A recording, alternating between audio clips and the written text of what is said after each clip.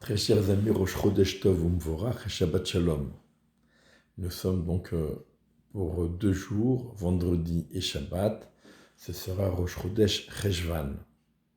Et nous lirons également la paracha de Noach. Il est intéressant de noter que la première et la dernière lettre du mot Cheshvan, le Chet et le Nun, forment le mot Noach. La paracha de Noach qui est toujours la première paracha du mois de Cheshvan. Noach est un personnage emblématique puisque on le fait revivre durant tout le mois de Tishri.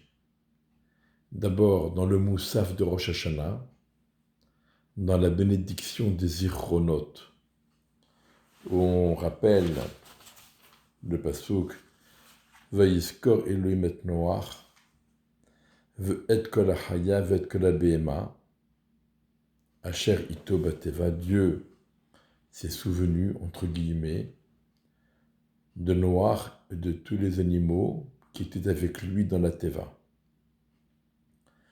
Et ce passouk n'est pas anodin. Rashi, sur ce passouk, donne l'explication suivante. On apprend de là que les tzadikim, parce que l'attribut de Elohim est un attribut de rigueur, et on le mentionne pour une action miséricordieuse, puisqu'Akadosh Baruch Hu va mettre un terme au Maboul pour permettre ensuite à Noach de sortir de la Teva.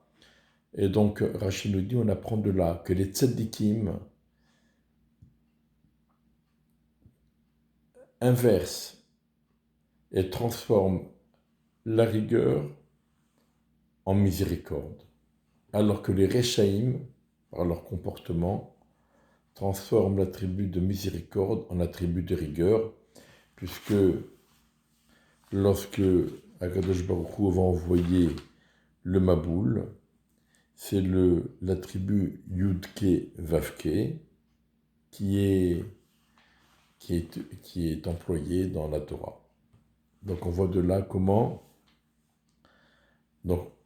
les tzadikim, c'est comme pour le shofar, Ashream Yodeteroa, grâce au son du shofar, Akadosh Baruch Hu se lève du trône de la rigueur et de la justice pour siéger sur le trône de la miséricorde. Ici aussi, les tzadikim inversent la rigueur en miséricorde, alors que les Rechaïm inversent la miséricorde en rigueur. De même, dans le Moussaf de Kippour, au tout début de Seder Avoda, donc lorsqu'on va évoquer la façon dont le Kohen Gadol œuvrait le jour du Kippour au Beth Amikdash, on mentionne également, dans l'introduction de ce passage, on mentionne ce qui s'est passé donc à l'époque de Noach. Et à propos de Sukkot, dans les Hosha'anot, dans le Tikkun HaGeshem, on mentionne également Noach. Et on commence le mois de Cheshvan avec la paracha de Noach. Et dans cette paracha, nous dit le Rav Aaron Levi, il y a quelque chose de très intéressant. Donc, après que Noach soit sorti de la Teva, il a apporté donc un sacrifice. Akadosh Baruch Hu a établi avec lui l'alliance du Keshet, et c'est marqué Kol remes asher uchai, lachem yiyeh lochla. Donc, dans ce passouk, la Torah, Akadosh Baruch Hu autorise à l'homme de consommer la viande, de tuer les animaux pour les consommer. Et juste après, on nous dit Ach eddimchem lenafshotechem, shofer dam adam ba'adam damoyi shafer, etc. Et juste après, vient l'interdiction de tuer l'homme. Donc, la Torah nous dit, vous avez le droit de tuer les animaux pour les consommer, mais vous n'avez pas le droit de vous entretuer. Un homme n'a pas le droit de tuer son frère. Et là, on ne comprend pas pourquoi on mentionne ces deux choses-là, l'une à côté de l'autre. l'autorisation de tuer les animaux pour les consommer, et juste après l'interdiction de tuer l'homme. Quel est le rapport entre ces deux actions? De plus, l'interdiction de tuer un homme, on la connaît depuis Caïn et Èvel. Alors, pourquoi on a besoin de la répéter? Et pourquoi maintenant on a le droit de manger, de tuer les animaux pour les consommer, alors qu'avant le Maboul, c'était interdit? Donc on a plusieurs questions sur ce passage. Et le Rav Aaron Lévi donne l'explication suivante. Le Maboul a été provoqué par deux fautes. D'une part, on nous dit Ki shrit kol basar et darko, à la haaretz, car tout être, pas uniquement les hommes, mais même les animaux, se sont souillés. Et les commentaires expliquent que les hommes entretenaient une vie intime avec les animaux. Et ensuite, on nous dit Vatimale haaretz Hamas, la terre s'est remplie de vols. Hamas, c'est vol, c'est violence, c'est vol. D'ailleurs, il est bon de faire remarquer la traduction du Targum Onklos sur le mot Hamas, Chatofin. Chatofin, alors le Hamas, le mot Hamas nous rappelle le Hamas évidemment, mais Chatofin nous rappelle les Chatoufim, les otages, nos frères et sœurs qui sont depuis maintenant plus d'un an retenus en otage par le Hamas. Et Bezrat Hashem, nous prions pour qu'ils soient très rapidement libérés et qu'ils puissent retourner chez eux sains et saufs. Alors, quel est le rapport entre ces deux fautes? La première faute, c'est la corruption sexuelle, et la deuxième faute, c'est le vol. Eh bien, l'explication est la suivante, et c'est corroboré donc par ce que nous dit le Rav Saadia Gaon. Il nous dit la chose suivante.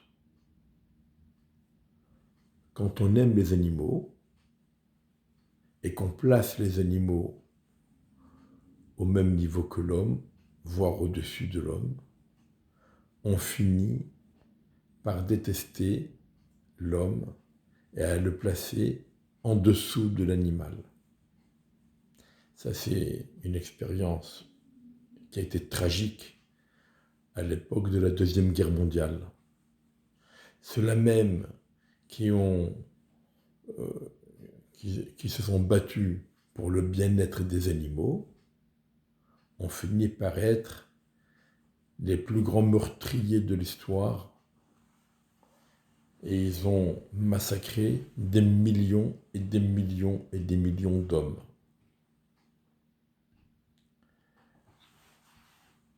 Lorsque l'homme, à l'époque du Maboul, a rehaussé le niveau de l'animal au point de vivre intimement avec lui,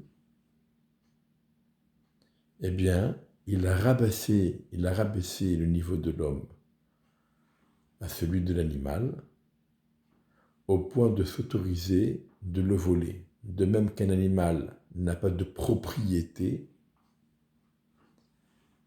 eh bien, l'homme aussi, il s'est vu désapproprié de ses biens et ils se sont autorisés de se voler les uns les autres. C'est ça le rapport entre ces deux fautes. Après le Maboul, il fallait réparer cela. Comment Akadosh Baruch Hu a décidé de rétablir la hiérarchie et l'ordre? Le règne animal doit être au niveau, on sait qu'il y a les 4 niveaux, le domem, c'est-à-dire le minéral, le tsoméar, c'est-à-dire la végétation, chai, le vivant, ce sont les animaux, medaber, c'est l'homme. N'allons pas plus loin pour l'instant. Eh bien, il faut maintenir cette hiérarchie. Et pour la maintenir, Akadosh Baruch Hu a autorisé à l'homme de tuer l'animal pour le consommer. Le fait de tuer l'animal et le fait de le consommer rétablit la hiérarchie entre l'homme qui est doté de la parole, qui a été créé à l'image de Dieu, entre guillemets, quel que soit le sens que l'on donne à cette expression, mais c'est évidemment un titre de noblesse pour l'homme vis-à-vis de l'animal. Et donc, on nous rappelle, en premier lieu, dorénavant, vous aurez le droit de tuer les animaux pour les consommer, et donc on rétablit cette hiérarchie, et grâce au rétablissement de cette hiérarchie, on rappelle, parce que ça avait été oublié pendant un certain temps, on rappelle qu'il est interdit de tuer un homme. Voilà donc une question qui si souvent posée et qui trouve enfin une explication. Qu'Akadosh Baruch Hu nous aide à avoir la bonne attitude vis-à-vis des animaux, les maintenir à la bonne place, tout en sachant qu'on n'a pas le droit de faire souffrir gratuitement un animal. Ça s'appelle Tsar Ba'alei Chaim, et selon certains avis, c'est un interdit de la Torah. Et bien sûr, savoir mettre l'homme en haut de la hiérarchie, à la place qui lui revient, être digne de cette place et respecter tout homme autour de nous. Bezrat Hashem, un tel comportement rapportera le shalom dans l'humanité entière et que le Hamas disparaisse parce que eux, justement, ne savent pas quel est le respect qu'il faut avoir pour les autres et pour la vie. Shabbat Shalom Umvorach, Chodesh Tov Umvorach, et que des bonnes nouvelles, Bezrat Hashem, très bientôt et très vite.